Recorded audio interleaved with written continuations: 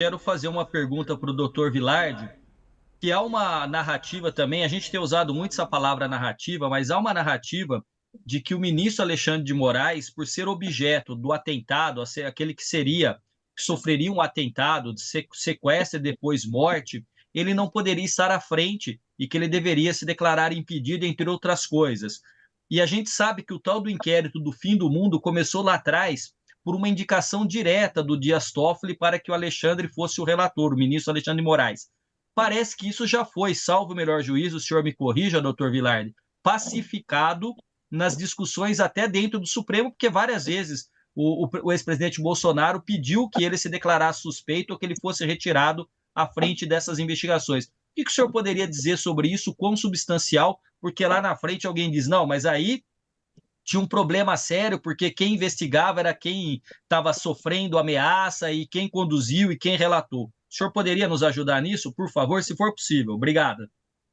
Claro, professor. Veja, na verdade, esse tema, como o senhor acabou de dizer, já foi resolvido pelo Supremo Tribunal Federal.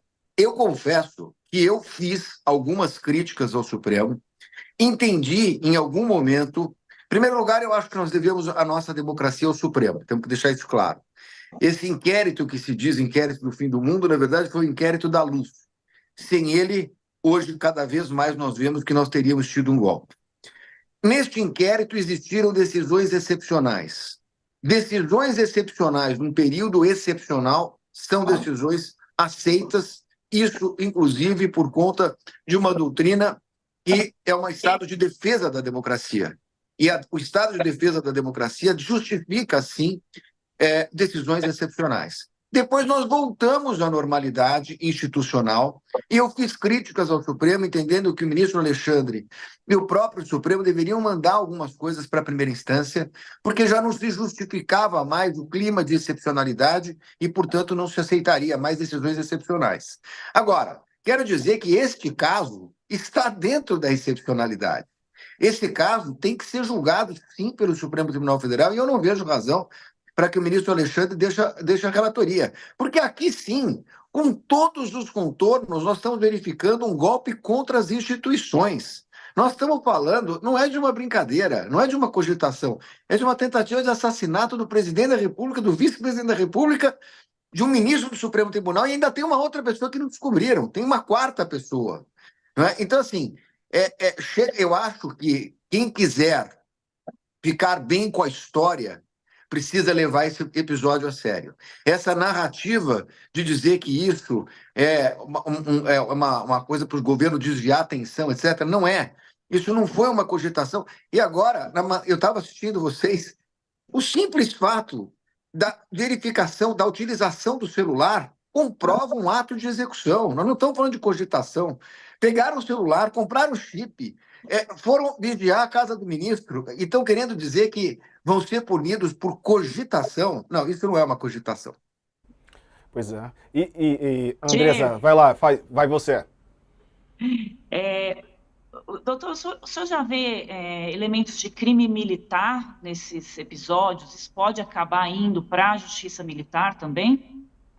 Olha, eu acho que até seria o caso de pensar em crime militar, isso precisa ser melhor investigado, mas neste caso específico, nós estamos, no meu modo de ver, numa organização criminosa que está absolutamente conexa com esse fato e que precisa ser julgada pelo Supremo Tribunal Federal, que precisa julgar essa organização criminosa e que precisa punir, né? Precisa punir. Nós temos que ter aqui rigor, porque nós precisamos dar aqui uma lição e um recado para o futuro do país. As Forças Armadas não podem se envolver. Aliás, é lamentável. O que precisaria estar tendo agora era uma correção militar para falar da incompetência, porque nesse ponto eu concordo com o Mourão, que os métodos parecem ser, se não fosse trágico, seria cômico. O problema é que é trágico. Mas, tirando isso, o crime aqui é um crime comum, um crime de atentado ao Estado de Direito e às instituições. E, por isso, nesse caso, deve ser julgado pelo Supremo. Mas podem ter outros desvios que deveriam ser investigados complementarmente. Professor, sobre se condenado, né, pela tentativa de golpe, o Bolsonaro pode ficar inelegível por ainda mais tempo? Ah, com certeza. Eu acho que a inegibilidade será renovada pela condenação de um tribunal colegiado, não é? Numa ação penal. Ele tem ali a inegibilidade determinada por um julgamento do Tribunal Superior Eleitoral, mas agora, claro, que se ele for denunciado e vier a ser condenado, com certeza ele vai ter mais tempo de inegibilidade. Tem como calcular quantos? Ou... Não, nisso eu não posso dizer que eu não sou especialista em direito eleitoral, mas eu penso que a questão aqui é até mais grave, porque se nós estamos tendo pena de 17 anos para aquelas pessoas que invadiram o Senado, o Supremo Tribunal Federal, nós devemos ter aqui penas muito mais graves, não é? Eu calculo um patamar de 20 a 22 anos. Portanto, nós temos aqui para quem for condenado, nós vamos ter aqui um cumprimento longo de prisão. Brando. Diga lá, professor. Só fazendo duas observações em intensidade à fala do Dr. Vilardi, né? E eu acho que ele está pontuando de maneira muito precisa e muito calma uma coisa que eu acho que é fundamental. Justiça não é vingança. A justiça tem que ser feita dentro dos trâmites, e quando ele diz que deve haver o contraditório, a defesa, as sustentações presenciais, eu acho que isso é fundamental. E um outro aspecto, depois aí o doutor Vilardi me corrija se eu estiver equivocado, mas quando houve a condenação do Lula em primeira instância, necessitou-se da condenação em segunda instância por um colegiado de magistrados. No caso, em tela agora, que já se está no Supremo Tribunal Federal, a condenação, se porventura ocorrer, já é colegiada, me parece, porque são os ministros do Supremo Tribunal Federal. Então, assim, só fazendo essa observação que eu acho fundamental essa ideia de que a justiça, ela não é vingança. O Brasil é um dos países que mais lincham no mundo. Sociologicamente falando, muita gente tem uma descrença no funcionamento das instituições. E agora se tem oportunidade de olhar com muita atenção e corrigir os rumos das instituições e daqueles que atentam contra o funcionamento do Estado Democrático de Direito. Quer complementar, professor Vilardi?